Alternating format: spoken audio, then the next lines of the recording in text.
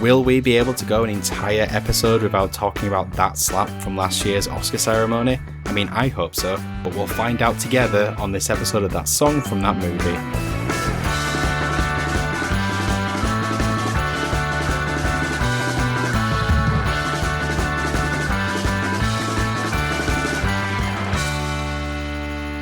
Everything Everywhere. All the time. Once. No! Thank you for joining the Song from the Movie, the journey through the very best and worst of movie songs. I am your seat filler host, Dietrich. Mm-hmm. Cheers. And with us, as always, is the rooster to my goose, Alex. I'd rather be Iceman. Can I be Iceman? But only Iceman from the original Top Gun. What about Iceman from the Marvel comics? No. I mean, I could be Frozone from The Incredibles. He's kind of... He's kind of an Iceman. Yeah, he's best one, probably. I can see that. I can definitely see that. Where's my super suit? And completing the lineup is the lady to my Gaga, Ben. I mean, sure. That's why the lady is a train. Whoa. Callbacks. We're coming in hot today. Yep. We're already like an incredibly impenetrable podcast of references to previous episodes. Lady Gaga, she is a lot younger than I thought she was. I don't know why I thought she was a lot older than 36. So she is 36. She is 36. But you thought she was older than that. Yeah. That's exactly how old I would have placed her. To the year. To the year. Guess the birthday. You got 1 in 365 chance. Oh, 26th of July. For a second, when you said 20, I started to wince. 28th of March. Miles away. Yeah. I would like to know, in the past fortnight, what have you been watching? You didn't do it. You didn't do it. What's happening, Alex? Yeah, slow off the draw. No, it was intentional. He didn't get nominated for an Oscar, so he's not trying anymore. Exactly, yeah. I didn't get nominated at the Poddy Awards. So, phoning it in now. Like you never were before. Yes. So go on then, what have you guys been watching? So in the spirit of the Oscars, I watched the Elvis movie. Yeah, it's pretty Which good. movie's that? The Elvis one. Oh, right, okay, yeah. The one about Elvis. Or the one that's not so much about Elvis, but kind of about Elvis in the periphery. But it, for some reason, inexplicable reason, has this odd framing device around Tom Hanks, who is just Tom Hanks, doing a slightly Dutch accent. It's a weird accent. But yeah, it's a goodish film. I would recommend it. Like, it's not, it's a fun romp. But I thought it was just an odd way to kind of approach the story, because it felt like the parts about Elvis were good. The parts where you just had this weird, like I said, weird framing device around the Colonel. Just seemed to kind of place it in an odd way, but it's hard to describe unless you watch it. But it's very Baz Luhrmann. It's a good watch. It's like a million miles an hour, isn't it? It is, yeah. It's not slow and steady at the beginning, is it? It just throws you straight into it. Yeah. God, he must enjoy the editing room. Yeah. Have you seen any interviews with Austin Butler when the build up to the various awards? No, I mean, I heard that he can't stop doing the voice. oh yeah, no, I've heard this. Yeah, that he's still doing it. Yeah. His voice has just become the Elvis voice. Yeah, that's funny. And I also read a story about, is it Vanessa Hudgens that used to go out with? I think he predicted that he would win an Oscar for being Elvis or something random like that. She said that one day he would play Elvis, and then he did, and then he hasn't won an Oscar yet, but he might do. He's come a long way from Zoe 101. He's come a long way from Zoe 101. What about you, Ben? I saw Tar, which is great. I saw The Fabelmans, which was fine. Which was long. Isn't David Lynch in that film playing Tom Ford or something? Oh, it is David Lynch, isn't it? I didn't know he plays John Ford. John Ford, sorry, not Tom Ford. Yeah. Not the fashionista. You know what? I didn't get that. The worst thing was I went to see it. When I went to see it, the film opens with a greeting from Steven Spielberg thanking you for seeing the film on the big screen. And how happy he is that this is his most personal film. There was 3 people in the cinema, and I just felt guilt. I'm trying, Stephen. I'm really trying. I think it's bombed. I think it's absolutely bombed. And I watched Wakanda Forever the other day, which I thought was fine. Why would I want to fight? Want to fight? What was that? And what about you, D? So I'm not sure if you guys have spoken about this film before, but I watched the Alex Garland movie Men. I've only heard absolutely awful things. It's quite a film. It's quite an experience of a film, I think, is a pleasant way of putting it. It's got Jessie Buckley in it as well. She's amazing. Yeah, so she's the main character, and it's like she's recently broken up with her longtime partner, and she's gone to like some cottage in the middle of nowhere to try get over it. Where there's 1,000 Rory Kinnears. Where every single person in the village is played by Rory Kinnear. Which is a nightmare in itself, isn't it? It's one of the fucking weirdest films I've ever seen, with an ending that just leaves you sort of going, what the fuck was that? Yeah. It's you have to see it, but also, I'm sorry if you watch it. Yeah. It's a shame because like Ex Machina is awesome and Annihilation was pretty awesome. Yeah. I mean, I saw Rory Kinnear in that film. Actually, it's another film I saw called The Bank of Dave. You guys watch this? Oh, it is Rory. I heard an interview with it the other day, and I assumed it was Rory Kinnear. It's on Netflix, isn't it? Yeah. Oh god, it's weird. It's a film set just while we're on one. It's a film set in Burnley about a man who sets up his own bank. Right. It's kind of like it's a classic like British underdog story. You know, cricket in Yorkshire, that kind of vibe. But the entire film is it's set in Burnley and London, but all of it is filmed in Leeds. So it was like they were like, what city could be both Burnley and London? Leeds. Yeah. And it's really weird because you just watch it, it's like, well, that's Leeds. That's Leeds. That's all Leeds. you're doing. Yeah. But a lot of the film is filmed in the Duck and Drake pub. Wow. It's even called the Duck and Drake. Like they don't change the name of it or anything. It's right like next to the railway, the underpass. Can't believe the Duck and Drake's still standing. Does the film show the mural of Pablo Hernandez on the side of it? I didn't remember seeing that. But that is it on the side? Is that where it is? It's on the side of the Duck and Drake. Yeah. Wow. No, I didn't see it. They didn't show it from that angle. So this episode is our now annual overview of the Best Original Song category at this year's Academy Awards. If you're listening to this, you already are experiencing what's happening in the world as the movies came out. So before we crack into the song nominees, it's time for our usual chat about this year's Oscars generally. Who do we think is going to win Best Picture? Which is the only one that matters. Oh, let's have a look. I've got the nominees in front of me if you want me to read them out. On. Well, I know some of them, but yeah, go and read them out. I've actually seen a fair few of them this year. All Quiet on the Western Front. Yeah, not seen that, but I have seen the original version from like the 70s. I must say it is hard. That is hard watching as well. Like it is proper grim in some places. Whoa, what is it good for? Whoa, yeah. Films apparently. There is just a bit. I mean, it's not really spoiled. There's like a 10-minute bit where it's just watching a guy choke for literally 10 minutes. And you're like, does it have to be 10 minutes?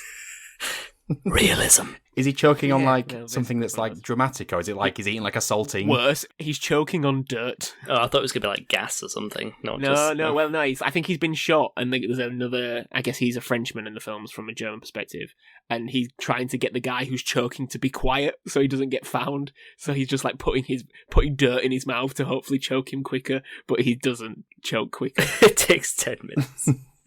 Okay. Next, Avatar: The Way of Water. Yeah, not seen. Not seen it. Ben, go on. It should not win. Okay. I mean, I didn't have to see it to know that, but go on. The Banshees of Inisherin, if I've pronounced that correct. Could win, because I think it's a very good film. They do like Martin McDonagh as well.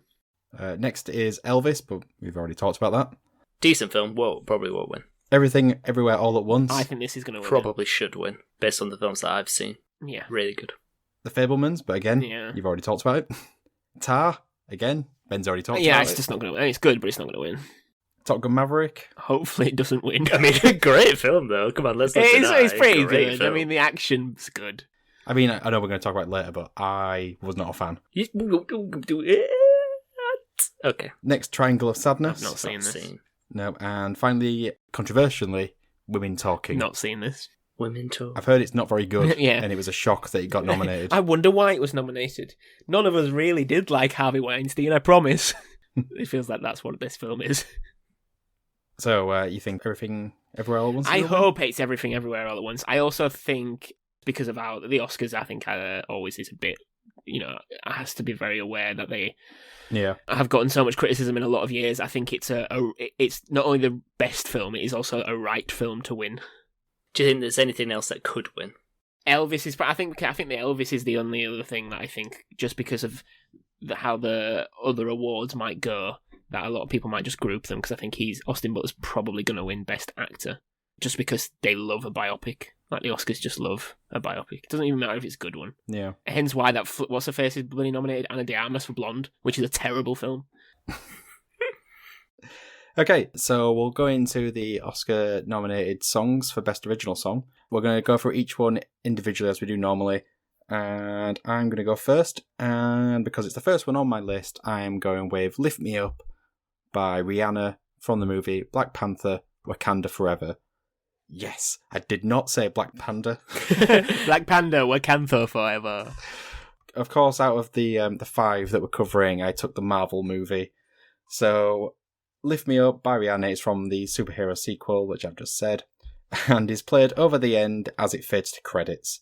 Of course, before I continue, I have to acknowledge the passing of King T'Challa, Chadwick Boseman, and how his death affected not only the movie in a literal script production sense, but changed the vibe of the movie to one of loss and, things like that, and it inspired the creation of this song.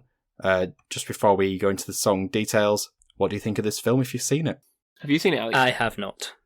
So you may as well go first, Ben. Yeah, I only knew that about the change in scripts recently.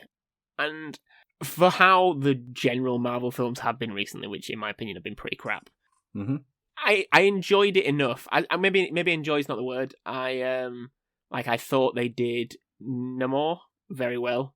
I thought that was interesting. Agreed. I think in the sense of character development, I think they did it well. The tonal shifts, I think it jumps around a bit too much. Like I think it would have been better if they just kept it on a steady, like a slow beat, and then build it up to, a crescendo. But it feels like they just don't know where to go. And I think it's a bit of that having their cake and eat it too sort of thing. Like they're wanting the relic and the honor of Chadwick Boseman, while at still time making a fun, upbeat, action-packed, typical Marvel film. Yeah. And I think it would have been better to just do that. How do you cope with the loss of not only Marvel franchise in the sense of probably would have been one of their leading characters into this next phase, and also someone who was an inspiration, I guess, to a lot of black audiences, with it being the first sort of like black lead in a Marvel film, the impact it had in a lot of sort of like African American communities and across Africa. It's just, I don't know, I feel like it's lost. A lot of it just gets a bit lost. Yeah, well, I think on a previous episode, like on a What Have We Been Watching segment, I think I called the movie a bit disjointed. Yeah, it's probably, yeah. There's parts of the film that really work, like basically everything with Namor, but everything where they've clearly had to shuffle the characters around to get Shuri as the main character, it feels like there's something wrong with the scene, and it feels like it's not the way it was originally intended. No. So if they kind of had to twist it to make someone in a position where they can become the new Black Panther. Yeah. So like following how the first film is sort of like who should be the Black Panther, they sort of play with that again. Right. Now that nobody's in the role. I also don't like her, so that doesn't help. The bit with Angela Bassett, I thought was fantastic. Actress. Yeah, I don't like the actress now. Well, Angela Bassett is amazing in this. Angela Bassett's fantastic and should be, and I mean she's in it a fair amount, but it should be more. Whatever the name of the girl, the British girl, obviously she's quite controversial, but none of that gets mentioned really, which is quite interesting. She's an anti-vax. COVID, anti-vax, yeah. I remember. Personally, I hope they don't push her into that, into the biggest realm of things, which is why I would have liked to have been a more solemn look at how this continues in another way, not just and then we pass it on to the next person. Yeah. Alex, your thoughts on the film? Well, like I say... Alex, your thoughts on Rihanna? My thoughts on Rihanna? Her entire discography. Well, I mean, it's obviously full... Perfect. It's a full discography. The best song, Unfaithful. I mean, it's up there, and it's a good one. What about Shut Up and Drive? Pon the Replay, surely? Pon the Replay is a good song. Pon the Replay. Still don't understand what pon means. No. But taking it way back to the early days of Rihanna. So the song Lift Me Up was written by a combination of Rihanna, the movie's composer Ludwig Göransson, the movie's director Ryan Coogler, and a Nigerian singer-songwriter called Thames. The song was written as a tribute to Chadwick Boseman, first and foremost, rather than as a tribute to the character and how it fits in the film. The aforementioned Thames was quoted saying that when they wrote the song, they were trying to imagine what it would feel like if you could sing to the person you've lost. Okay. And how would you express the feelings of loss and grief to them? For me, I think in isolation, it's actually pretty effective at doing that. It does feel like a very personal song. I think you may not agree, but I think it does genuinely feel like Rihanna is sort of giving it her all and is really feeling the lyrics. Like, it feels like she has an emotional stake in the song. Yeah.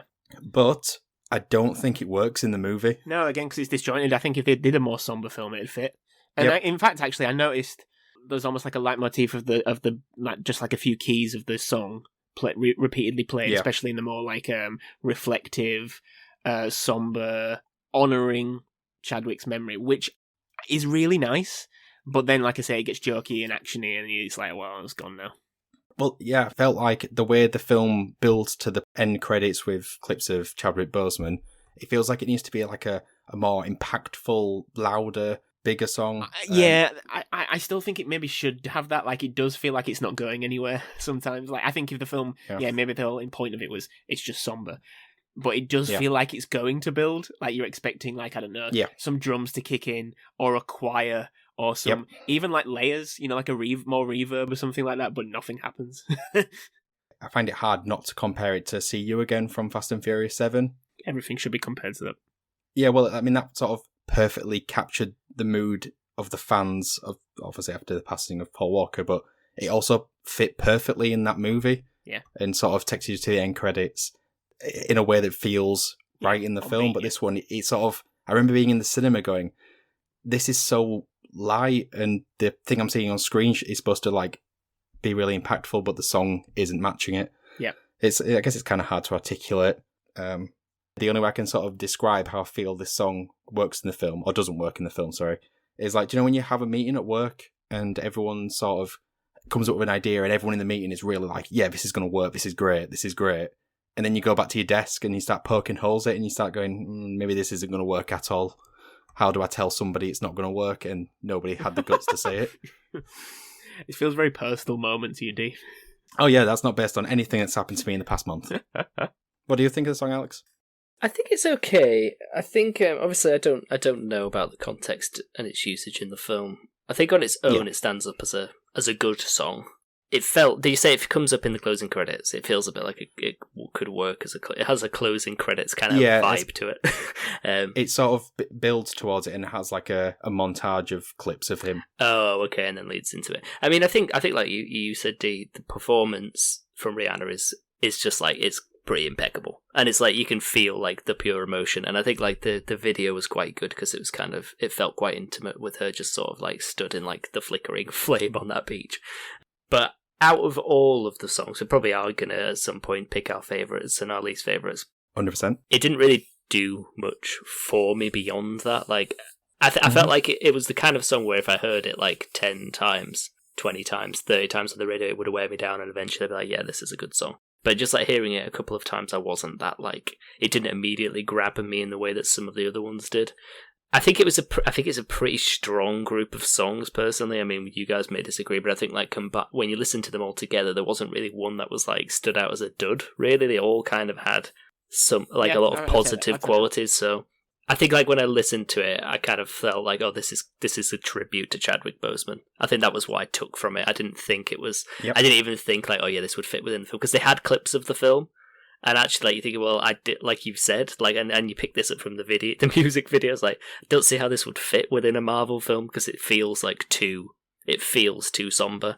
And unless like the entire film took that tone, it'd be difficult to make the song work in that situation. So, for what you've said, that rings true with what I saw in the video and the song when they were put together, let alone what it would be like in the film. So that seems to all ring true to me. Mm-hmm. Yeah, I agree. Right, let's move on to Tell It Like a Woman. So this is the film with a song by Our Fair Lady, Diane Warren.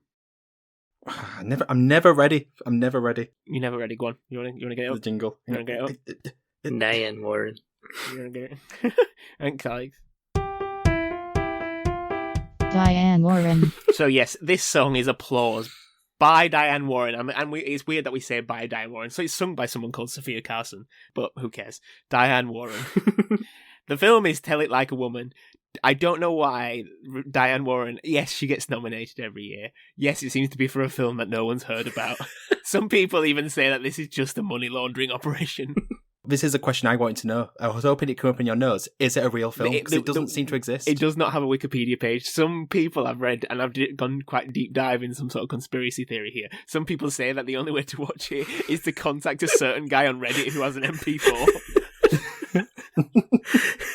It's funny because, like, if you watch, there's a trailer for it that has the song that plays over, and it looks like a made-up film. Yep. It looks like a film that is not real. Well, it's not a real film. It's like It is not a real film. It's 7 short films. Yes, yeah. Even like the summary of the film sounds very, it almost sounds AI generated. Tell It Like a Woman comprises of 7 segments directed by female directors from different parts of the world and shot in Italy, India, Japan, and the US. Each segment is an inspirational and empowering story about women, by women, for everyone.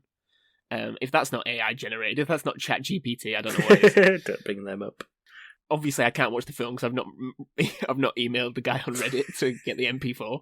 You've got to do it now, Ben. A lot of people are really angry because there's a lot of completionists out there. I used to be one of these people, and they're very annoyed that they because they want to watch all the nominated films for an Oscar, and this is impossible. So a lot of them are having to rely on just watching the video. It is very, very odd. And this is her 14th nomination. She has a victory technically now. She was given an honorary Oscar like at the end of last year. Well done, Diane, at the Governor's Awards. So that was just for her musical contribution to film over the years. Deserved. Absolutely deserved. Yeah, she definitely does. She's incredibly hardworking. Have you seen the video for this song? Yes. I find it odd that she's in it. Yes. It looks like she's been in the rounds as well, because like there's like other performances like live on Jimmy Kimmel, and she's there on the piano and stuff. Yeah, and I think clearly like she's carrying this. I don't know who Sophia Carson is, but I think the song's like just like all the others. It's good enough. It feels like an Oscar song, and that's kind of where it ends for me. Like, it does feel like it's, the epic cinematic style that she does. But what do you guys think? I mean, she knows how to write a hook, doesn't she? Yeah, it's a hooky song. I think, like, when you... Again, like, I'm thinking about them all together.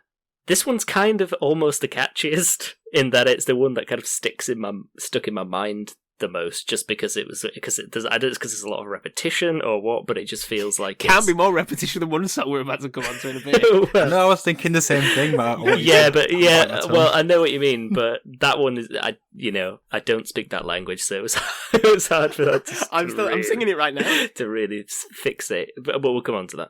But I felt like this one was like, again, like the Rihanna one, it didn't really affect me in any way. Like, a few of the other ones did actually have like quite an effect on me. This one, not so much. But I was just looking like it's just another Diane Warren song to add to the collection. Yeah, it does feel like that. Yeah, I mean, I felt like we've obviously covered quite a lot of her songs in individual episodes, and I think they were all stronger. But you can't say anything bad about someone who was just like putting out this level of like a song every single year, and every single year gets nominated. And I don't know whether it's just nominated because it's like, oh, it's just Diane Warren again, or what. But you can't deny that she's it has always to be there. By the fact that she's on a fake film. well, it's like the film has been made for her to have Diane a song. Warren. Yeah, possibly. The fact that she's in the video as well. But it has quite a lot of famous people in the film, doesn't it? Like, it had Cara Delevingne and it had Jennifer Hudson in it. So it's not... Apparently Cara Delevingne's performance is one of the worst things ever. That's her in everything. She plays a mentally unhinged woman collecting rubbish on the top of a hotel. Less about that, the better. But yeah, I thought it was a catchy song. I thought the vocal performance was pretty good as well. Was it Sophia Carson? Sophia Carson, yeah. yes. She has quite an unusual voice. I couldn't really pin it down at first. What do you think? Yeah, but then I listened to it a couple of times. I find she looks very awkward when she starts applauding. She looks like, I think everything's AI now. I don't trust anything. I don't even know. There's only a robot would clap like that. I don't think it's going to win. Well, I know it's not going to win. Diane was saying when she was writing it, I guess because she just found out she was going to get an Oscar. She said, like, no, give yourself some applause. You deserve it. So she said she took 5 minutes of break, applauded herself, and then went back. Right. Yeah. She just says she sits at the piano or the guitar and the music just pours out. I wouldn't put it on my Spotify playlist. Oh, no. But I also wouldn't say it's a bad song. It's sort of, as the kids would say nowadays, mid. Wow, Yep. He's so down, so hip. I've always interested, Alex, that you thought the vocal performance was quite good, because I think that's the problem with this song. Is that what, that it's not? It's too weak. There's moments where the song is really punching, like Diane's trying to like punch the song into your ears. She's giving it all on the piano, finger pointing and stuff, head going.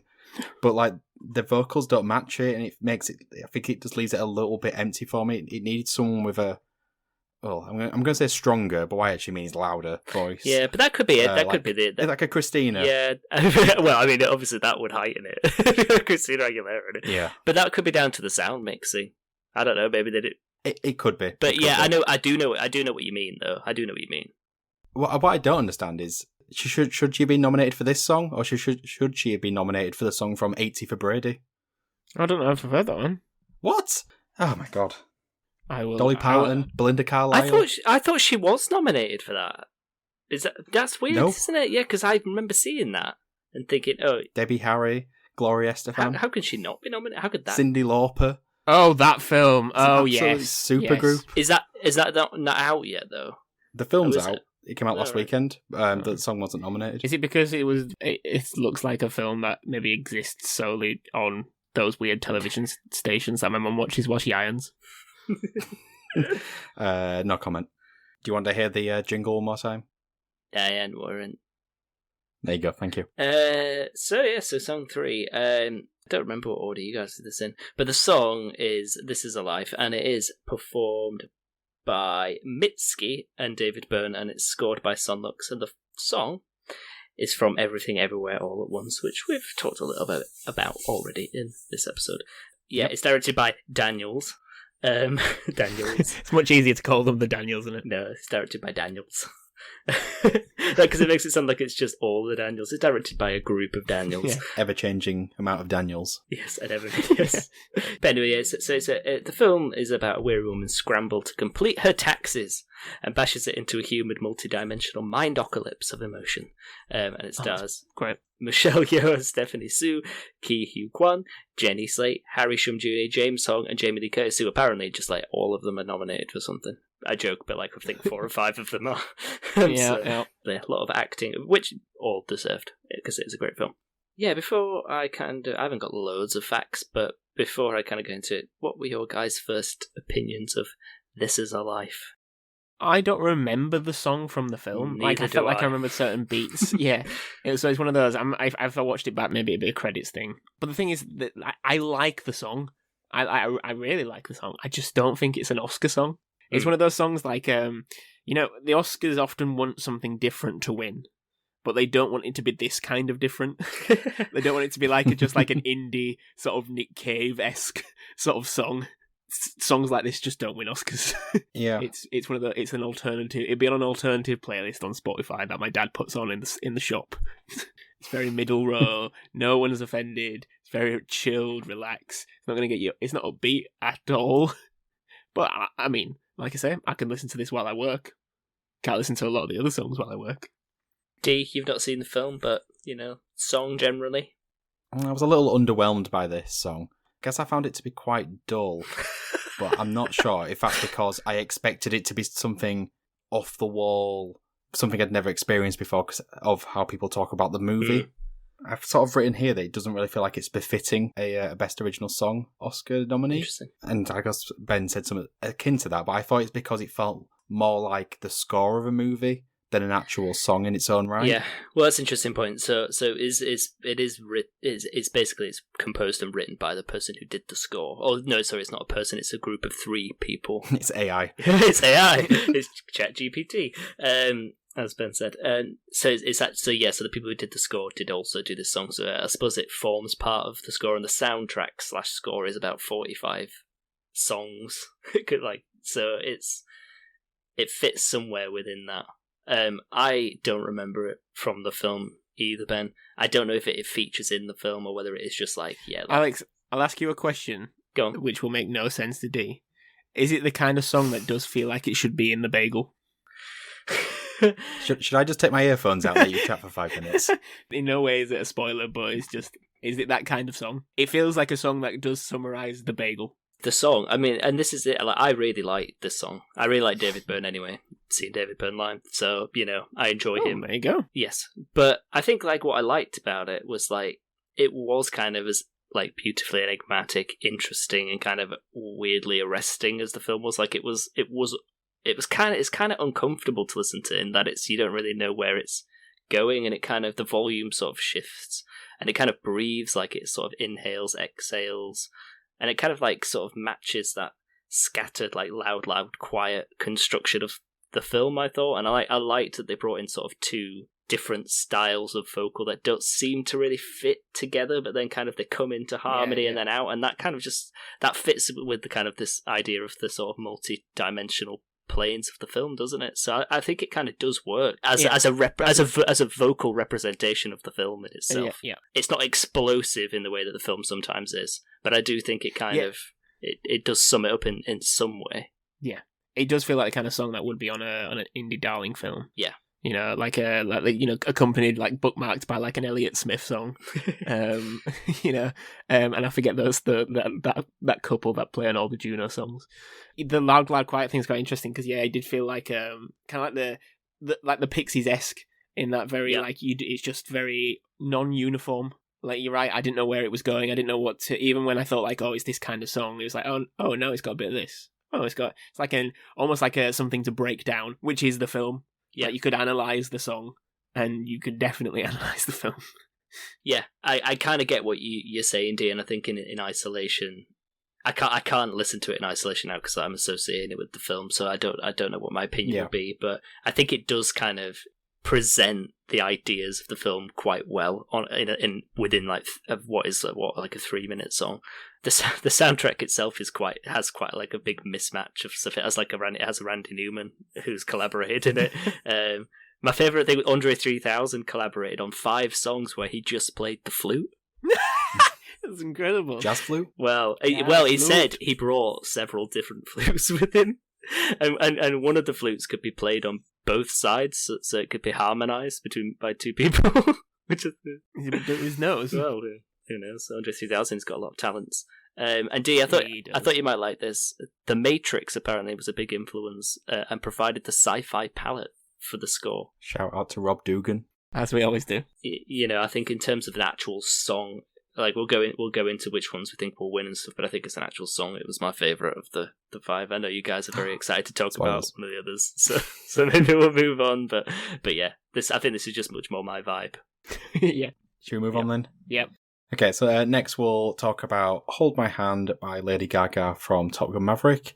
So with the original Top Gun having banger after banger after banger, the sequel for Top Gun had a lot to live up to and needed to deliver with its own original song. And also, if you haven't yet, check out our breakdown of the songs of the original Top Gun. I guess before I go into the details of the song, we've already sort of briefly touched upon our opinions of the film, but let's go into a little bit more. Personally, I didn't find the film to be very good. I felt like it was very akin to the first one, except it didn't have the charm of the first one, so which sort of left it as just a sort of mediocre action movie. It just felt like a naff rehash to me. I think there's a lot of naff in it, but no, I mean the action is absolutely. I thought it's incredible. I saw it at the cinema, and I don't know, just kind of like any Tom Cruise film at the moment is just like Jesus Christ. I mean, the action sequences were about 1,000 times better than the original. The action sequences made zero sense. You could not follow what was going on in the slightest. This was just like it was another level. Did you see it in the cinema? You watched the first one for all the hot volleyball action. What did you say, Alex? Did you see it in the cinema or did you watch it on TV? I watched it on TV. It was part of the Paramount Plus free trial. I squeezed Top Gun Maverick in there as well. Right. Maybe that's part of it. Maybe it just works better on the big screen. But the action sequences were incredible in this film. I mean, musically, it's not as good as the original, 100%. But I think as a film, it's about 20 times better. I personally thought. Absolutely. It was way easy. Like, yeah, it was cheesy as hell. Like, it was one of the cheesiest films I've ever seen, but it kind of did it in a way that I hated was every like... scene where him and Jennifer Connelly. The bit, Why were they together? the bit Yeah, where he has to pay the entire bar. Any film that does that, I'm like, you've just forced this man to pay like $1,000 on everyone's beer. That is cruel. I'm not sure the action scenes did look that much better. Oh, they they- did. They did. I was tense as hell when he built up to that. The actual, the Are you joking? air heist. No, I was like proper. This is like, wow, this is awesome. The end sequence, though, it was an improvement actually having some sort of ending to the film, unlike the first one. At no point did I feel like any of the characters were in danger, and even the film went to great lengths to make sure that at no point did I worry about a character. No, I think it definitely petered out. But every time, as soon as they went in the air, I was like, I'm enjoying this. And as soon as they landed on the ground, I was like, no, I'm not enjoying it. But what about when he threw the manual for the plane in the bin? That was one of the high points, in fairness. But what about every single scene where John Hamm's character was like, that damn Maverick, he's broken all the rules, but he's the best damn pilot I've ever seen. What about all of those scenes? That's what happened in the first one. Yeah, but it happened a lot. I like to imagine like that was the original script, of which had a lot more like modesty, and he just throws it in the bin. And it's like, no, love me, praise me, worship me. So the song was written and performed by Lady Gaga and appears in the movie twice. The song, not Lady Gaga. Once as a background music during a bar scene, probably the one where he has to pay for everyone's stuff, and more prominently at the conclusion of the movie as our heroes fly off into the sunset. Lady Gaga described the process of writing the song as something she had been working on for years, and that the song had multiple layers that spanned across the film's heart, her own psyche, and the nature of the world that we're living in. Christ. Which is Lady just Gaga's bollocks. so theatrical, isn't she? She's just, there's no like level like mundanity to her. Everything's extreme. Yeah. Well, I mean, your main takeaway from that should be that the song was not written for Top Gun Maverick. Probably, yeah. It was literally just picked up for use in the movie, and I know that for a fact because You read it online. there's a quote from the lead singer of the band 21 Pilots, Tyler Joseph. They were approached to write a song from the film, and his quote was, "I was working with the music placement person for the new Top Gun, writing a new song for them to make sure it fit with the score, and Tom Cruise came in and just fired everybody." Yep, sounds like Tom. And what I do enjoy about that is how creatively bankrupt was this movie's production that a movie about 20 or so pilots, they went, let's give this song to 21 pilots. Yeah. Tom Cruise, I'd never heard their music before, had he? Think of like, a winter hat that has a brim that was very popular in the early noughties. Yep. It's like music that built for people that wore those hats. Like the one that Daniel Powter used to wear. Like the old snapbacks. Did you know he wore like one of those like sort of beanies with a brim? I know which ones he means, yeah. Beanie with a brim. I've sent you a picture. It is exactly the Daniel Power hat. That is the Daniel Power. You guys don't need to hear any more stuff about this song from me. I'll tell you what Tom Cruise had to say Ooh, about this go song. But I'll cut out all the bits where he pauses because that's how he talks normally. Gaga came in with this song. It became our score. It became the heartbeat of the film. What she did, emotionally, I was so concerned until I heard that piece. I knew that was the piece, what it does, how it married the story emotionally. So that was the moment. That was a real moment for all of us. I mean, it sounds like Tom Cruise, doesn't it? So basically, up until very close to this movie being released, they were struggling for a song. He heard this song and went, fuck it, let's make the entire film a score about this song. Which I don't think is particularly great. What do you think of the song? It's really trying. It's like it's giving everything. It's got the synth. It's got the drum machine. It's got all of the wind in the video.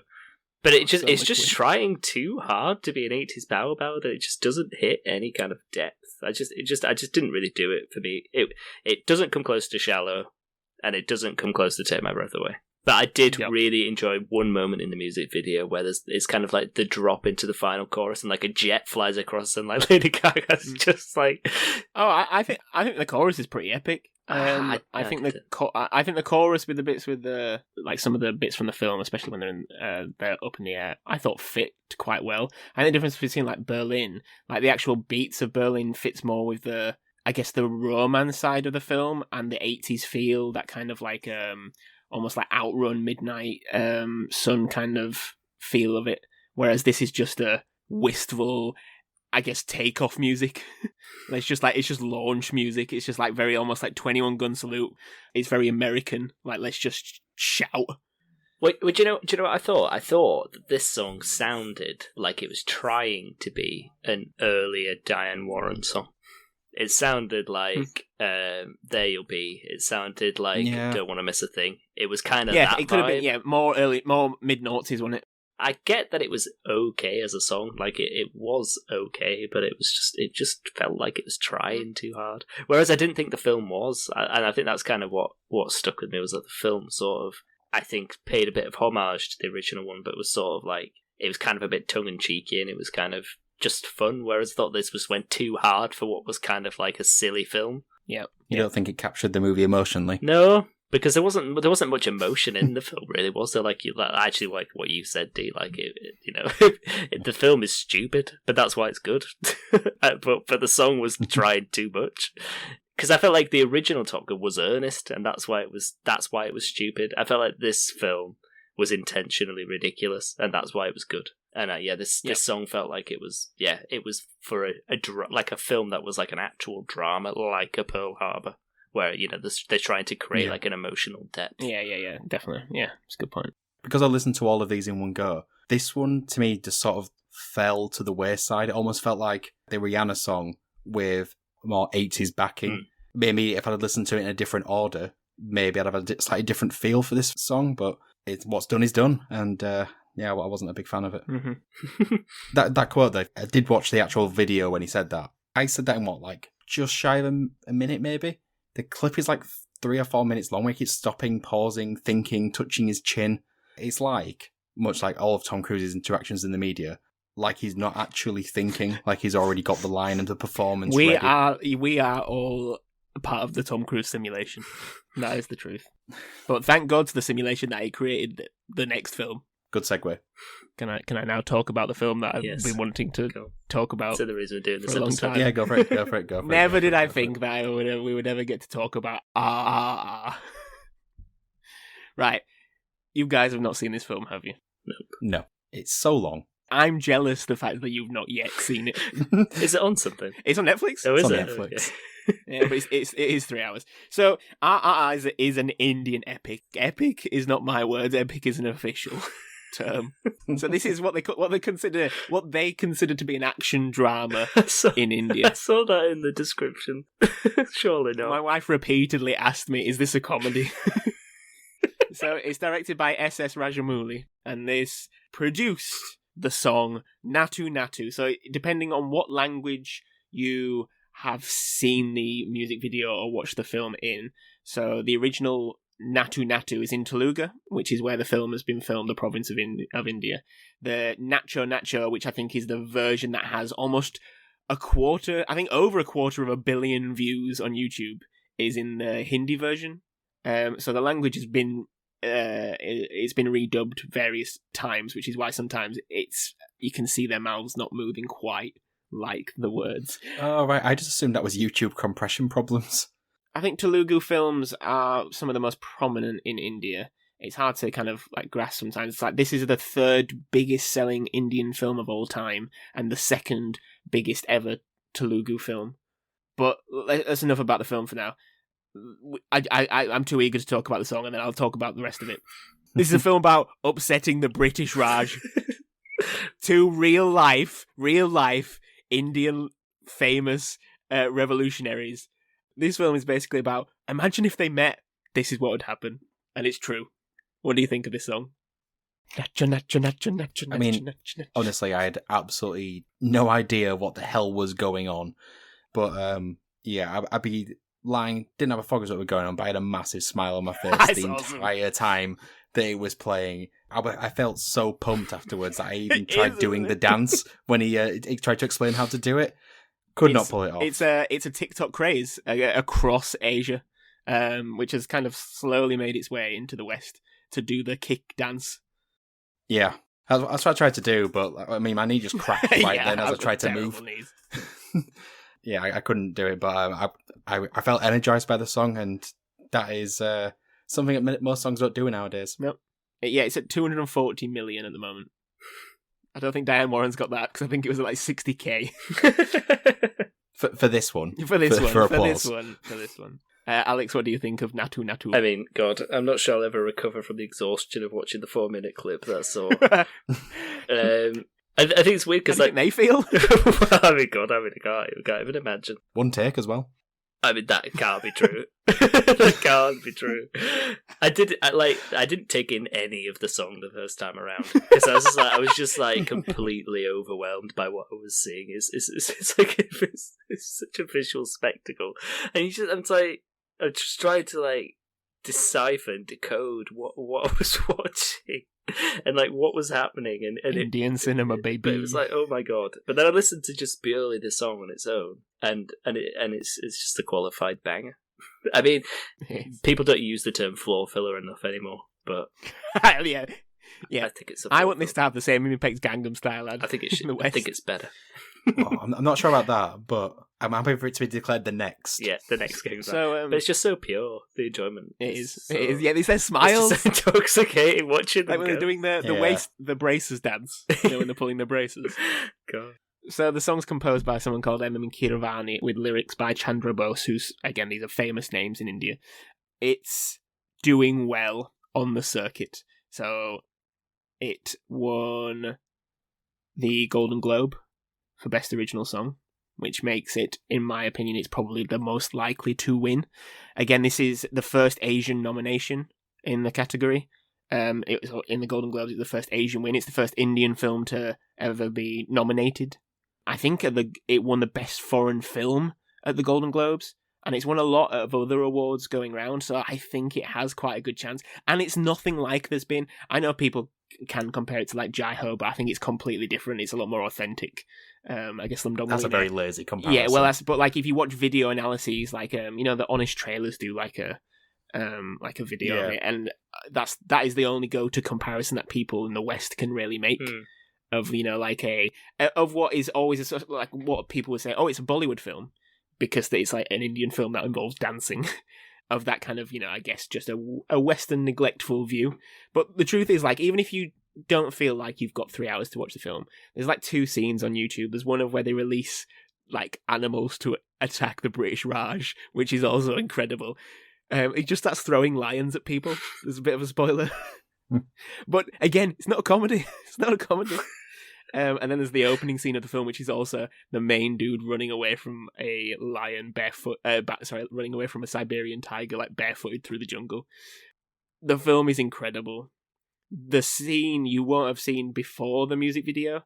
So basically, they start. One of them starts a love affair with a British woman. And the British guy in the video who looks angry at them, he trips up one of the guys while they're all dancing and starts to insult him, saying, "Why does no one in this country know how to dance?" And then he makes a very sort of lewd curse at brown people can't dance, and then shows how he can tap, he can do the tango, the swing, the flamenco. And then these two guys, they start drumming, and then this song plays out. And I guess it's the whole fact that they can dance better than anyone there. I don't doubt it. I don't doubt it. Yeah, 100%. It's incredible. The film is not all like this. Like I say, it's 3 hours, and it is a drama. There is a lot of pouty, talky moments, but it does also have lots of other songs. It is a musical. I don't know if they generally consider them to be musicals, because this just might be the trend. I don't know Telugu films very, very well. But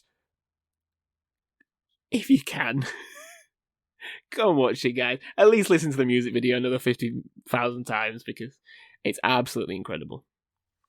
Yeah, I do worry that I've seen the best bit of the film, and I would just be wanting a film of this. I'll tell you, you've seen one of the best bits. Like I say, if you just like those bits, just go on YouTube and watch the 2 other top clips, because they're 10-minute versions that are also like this. I generally liked the film. 3 hours go like anything, because the editing is so extreme. It's like a combination. Some of it looks so schlocky, yet others just look so crisp. Why do you think? Because you said it won. Did you say it won a Golden Globe for Best International Film? It's not I'm pretty sure it did. It's not nominated at the Oscars. Is it not? Nope. I didn't even look. No, which I don't know why. It is not. I honestly don't know why. It just doesn't make sense to me. Unless it's because it's just come to Netflix and I don't think it's been in the cinemas. I know they don't have that official rule, but I just can't see why it wouldn't be, because I just think it's incredible. At least worthy of a nomination. But I think there's often a view of, like, you know, in the Indian market is such a huge movie market. I know very, very rarely even films that do incredibly well in India and even do okay critically just don't make it over here.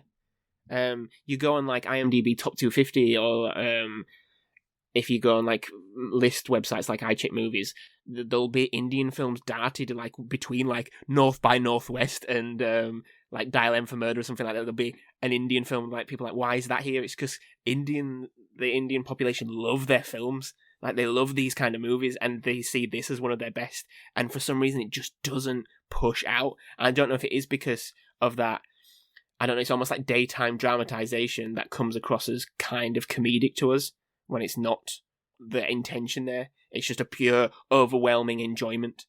Almost like, I guess, 50s musicals were in America, that it would be like the emotion of the scene is overbrimming, and it has to be connoted in song.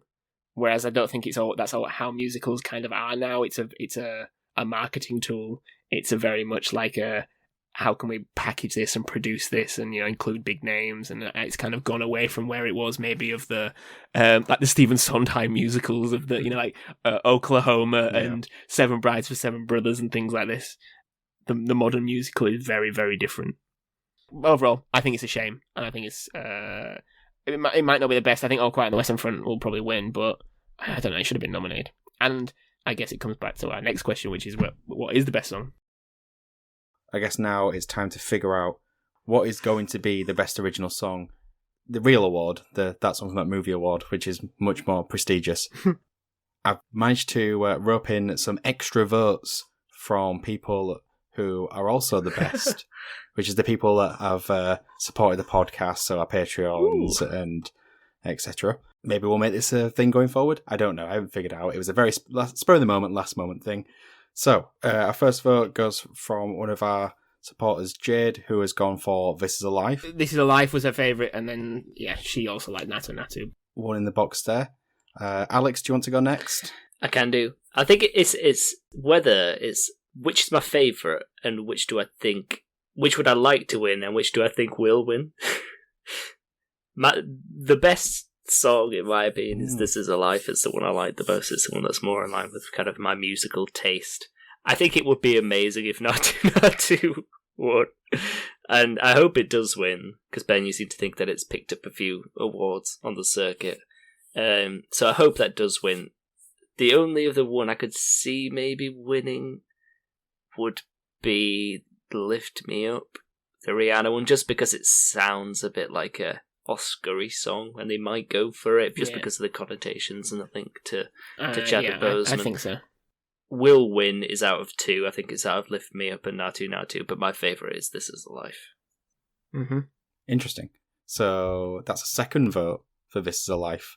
And next vote comes from Emma, who's one of our patrons, who's always massively supportive of us on Twitter. And she's gone for Hold My Hand. She felt it was the most engaging one when viewed in the context of outside of the films. I can see it. I can see that. Yeah. Powerful, very Gaga. It is very Gaga. It's hard to argue with that critique. It's incredibly Gaga. Who should go next, me or Ben? You know what I'm going to say? Go on, Ben, you go next.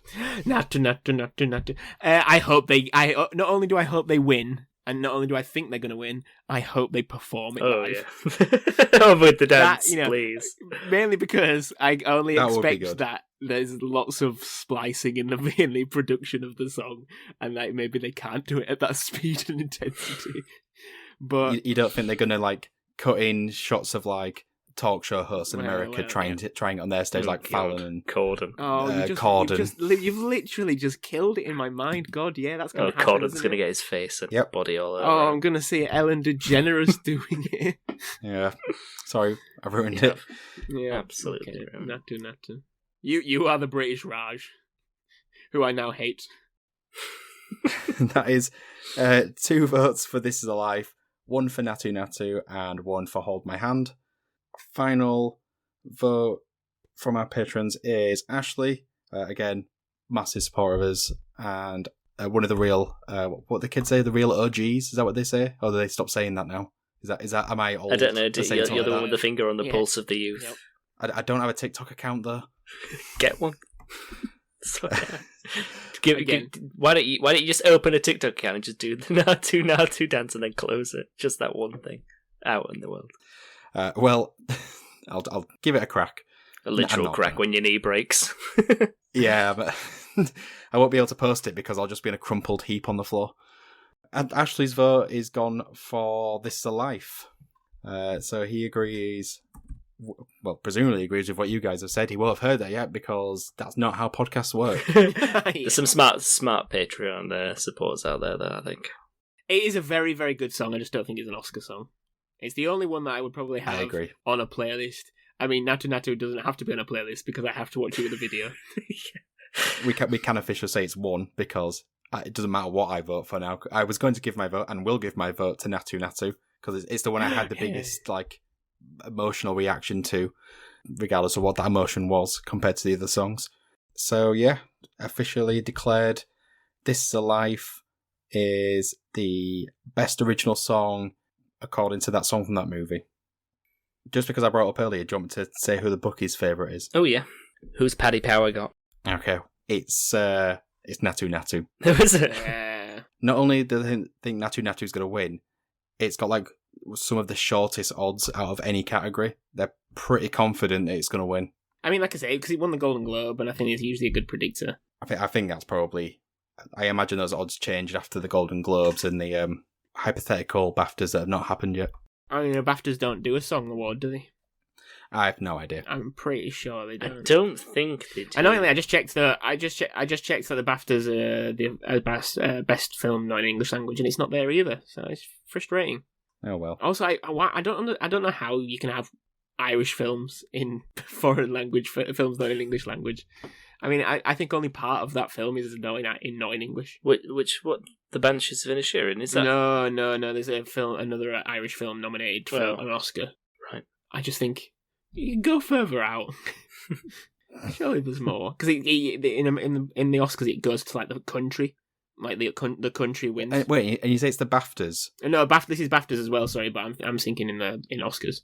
I'm going to say, because if it's just the BAFTAs that have nominated an Irish film as a foreign language film, it feels like an intentional shot. Yeah. Take that Good Friday Agreement. Topical here, we're always topical. So that brings an end to our Oscars special of That Song for That Movie for 2023. Let us know on Twitter, on Hive, and on Instagram which song you think is going to win the Oscar for Best Original Song. Alex, what is our handle? TSFTM Pod. Thank you. So it can help the podcast in many ways. One of those ways is by sharing this on a random subreddit. But Ben, what random subreddit should they share this one on? Oh, the nachos. Nachos. Yeah. Nachos. So you can also help the podcast by signing up to our Patreon, buying our merch, telling your friends. In fact, if you sign up for our Patreon or something along those lines, maybe your vote will be included next time. I don't know if we're going to make that into a thing going forward. Not decided. Did you guys like that? Yeah. Yeah, I did. Yeah. All the links are in the show notes. So what's left now is to do some goodbyes. So it's goodbye from myself, goodbye, and goodbye from Alex. Take my name out of your goddamn mouth! Oh, we're so close. I genuinely thought we could get through a full episode without referencing it. Come on, as if. Oh, man. And goodbye from Ben. We still love you, Diane. Yeah, of course we do. Could always be next year, Diane. Make an actual real film. I don't think she's been making the films. She might have made this one. She could have been. She might have made this You've been one. completely confused by this whole process, Ben. It could have been David Guerre. He's been playing around with AI. Yeah. He's absolutely going to get sued. He made an Eminem AI bot for his concert, and Eminem rapped for him, and he does not have permission. Oh, it's a can of worms waiting to It's spill. getting scary now. Yeah. So goodbye, everybody. Bye. Diane Warren.